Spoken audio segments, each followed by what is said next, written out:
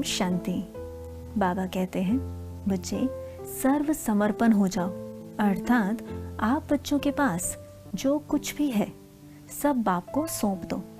मैं और मेरेपन में रहने वाली आत्मा ना ही ज्ञानी है, ना ही योगी और ना ही धारणा स्वरूप बन सकती है। यदि किसी भी आत्मा के अंदर माइनर सा भी मैं और मेरापन है तो बाप समान बनना असंभव है।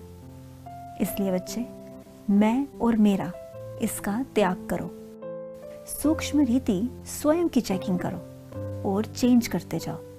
निमित्तपन कर्म व्यवहार में आओ, तभी आप कर्म के प्रभाव से बचे रह सकते हो। जब भी किसी तरह की जिम्मेवारी स्वयं की समझते हो तो आप उसमें फंस जाते हो। यदि उस कार्य की जिम्मेवारी कोई और संभाल ले तो आप हल्के रहे अन्य कार्य कर सकते हो।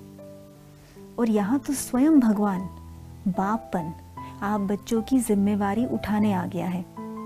फिर आपका कर्तव्य केवल बाप के कार्य में सहयोगी बनना ही है। और इतने बड़े कार्य में सहयोगी केवल ज्ञान स्वरूप, योग स्वरूप और धारणा स्वरूप आत्मा ही बन सकती है।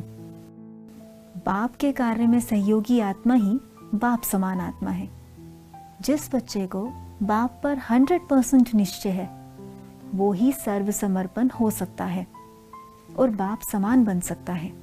देखो बच्चे, इस समय बाप केवल आप बच्चों के कल्याण के लिए ही आपको पढ़ाने आया है।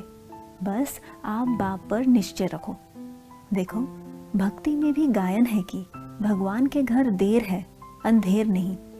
जिस पर भगवान की नजर है उसका कोई बाल भी बांका नहीं कर सकता।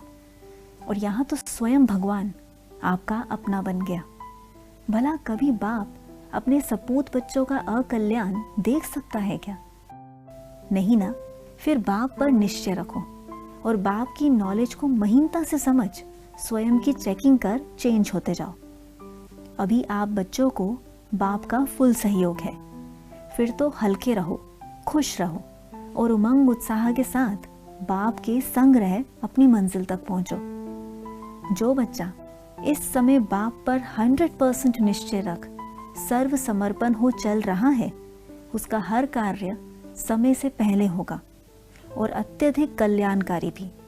और जिस बच्चे के निश्चय में कमी है, अर्थात एक बल एक भरोसा नहीं है, उसका समय से पहले मंजिल पर पहुंचना असंभव है।